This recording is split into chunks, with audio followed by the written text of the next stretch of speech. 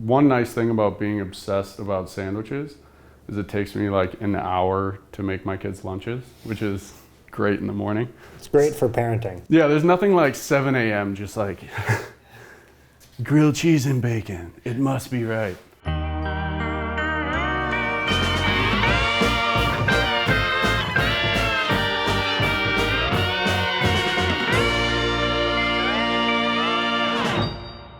So today I'm here with my friend Tad, who is a me-proclaimed sandwich expert. He is the most opinionated person I know about sandwiches. Yeah. You're gonna try to teach us a lesson about the best way to make a regular sandwich. Yes. This is more about consistency, how you're building the sandwich, how you treat it. We're doing a classic combo. Oh yeah. Little turkey, a little salami. And we got some provolone, arugula. We've got some beautiful farmer's market Momotaro tomatoes. Those tomatoes look way better than anything I could have brought. And then there's some classic sliced sourdough bread. Yeah. And then we have hot giardianera, which Tad brought his own giardianera, but then turns out I still had some of Courtney Storer's homemade giardianera. And I was Click excited here to watch her use giardianera in a sandwich. And then we're also going to talk about this here onion.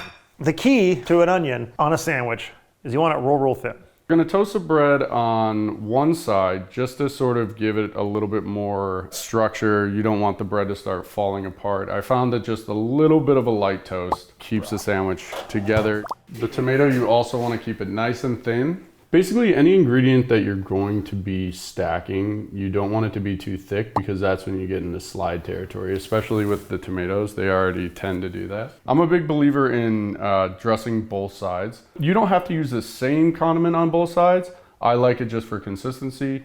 But if you had like a super powerful flavor that you didn't want to necessarily have on both sides, just have a plan for the other piece of bread. Yeah, it's like an Italian hoagie, you'll do like mayo mustard on the bottom and oil and vinegar on top. Right. But I'm putting mayo and mustard on both sides because that's what I do. I think it's the right thing to do. Yeah.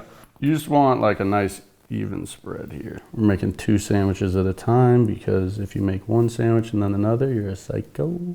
So now you're gonna do the same thing, the mustard. It just creates a nice groundwork and then you can work on top of that. This whole thing is about building from the ground up, guys. People who lay their meats flat down on sandwiches drive me nuts. It just creates this like brick of meat. Density. The cheese you want a single layer because you just want it to melt and then create that envelope around the edges, which this looks like it's gonna nail. So we're gonna pop this back in just until the cheese sort of drapes over the sides. You're not looking to get it like brown or bubbly. You just want it to create that nice cohesiveness. Once you can start to like see the definition underneath, like you just want that nice melt on top. You don't want it to get too hot.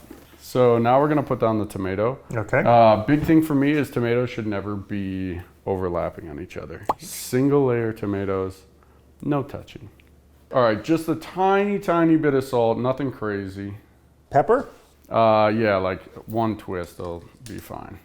The wilting of the cheese really helps with the sliding of the... 100%, yeah. And then when you put the tomato on top of that, that's gonna create like its own little pocket. So now we are going to dress the arugula and the onion with some lemon juice or vinegar. We're gonna use lemon juice today.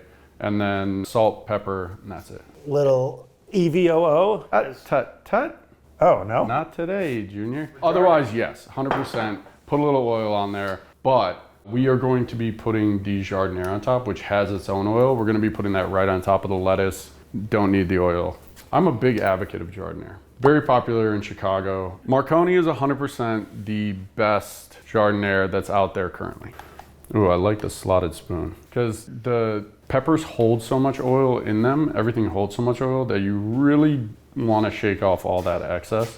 Basically, this giardianera is going to be doing the job of a pickle, but a little bit more heat and a little bit more variety in flavor. We are looking good, folks. We got coverage, we got color, we got pop, we got height.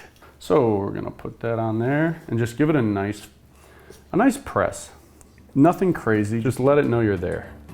A slight angle I do like because that first bite, you can bite into that corner. It's like your entry point. It's beautiful.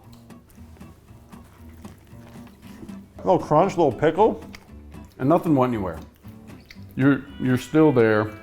The whole sandwich, staying in your hand, consistent. It just doesn't get better.